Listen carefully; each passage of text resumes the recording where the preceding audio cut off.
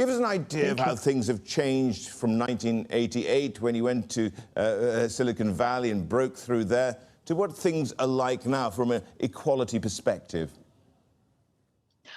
I would say that when I started in Silicon Valley in 1988, I was double minority, both an Asian and a woman. So Silicon Valley is very clubbish. Fortunately, at that time, I was representing the Singapore Technology. So I was in a position to at least, knock at their door and talk to them. I find that at that time, I never thought of myself as a woman.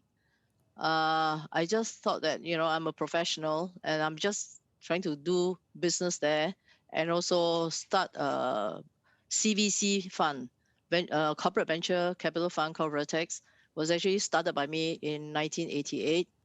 And I worked from there.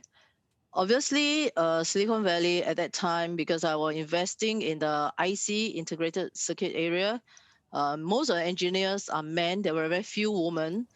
However, if you look at the next wave that's coming through was more the internet, media. So increasingly, we see more women in the tech world. And then increasingly also, there are some junior women VCs, from the analysts, and then they got upgraded into principal.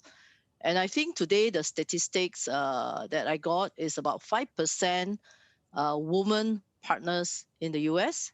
In Asia, it's much less. Asia is 3%. But I think that's encouraging, although it took 30 years for that to happen. So that's the situation. That sort of progress, Soo Boon, seems to be almost glacial. So it gives us some ideas of how that could be redressed. I think it's important for us to persuade the men, most women sometimes also never volunteer themselves. So I will not say I totally blame the men.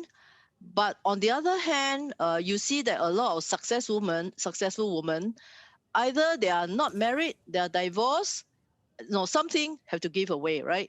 So how can we as women throw many balls and make sure that every balls have a good landing? So to have a balanced life, which is always unbalanced. So I think a lot depends on individual. First is whether they're prepared to volunteer themselves.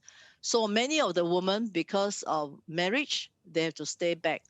I think more importantly is that after they stay back and when the kids get older, when they come back to the workforce, would they be admitted into the workforce? I think that's the challenge that many of the employers have prejudice against women who step back and moving forward. And I think these are very important issues that HR manager has to address. And these are wasteful resources because I've seen many of my women friends who went for MBA, Stanford MBA, and they stay at home and look after kids. That's fine. But after 10 years, they should come back and work and re-engage the workforce. So otherwise, there's really a big gap. I think that increasingly, there are some men who are more prepared to accept women, but VC is still very much a male-dominated industry. For me, I think it's not difficult to break in if the woman wish to do so. I feel that woman is very intuitive. I mean, they are smart, they're intuitive. This is not like you go to, factory, you need to carry weights. It's all about brainwave. And especially you can both, take care of your child and also take care of the job. It's always possible because you're not running an operation. It's less so like if you're running a venture company versus being a VC.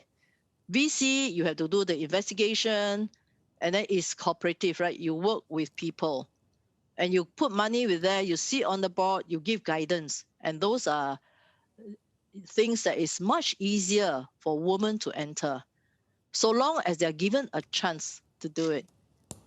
I think it's always given a chance.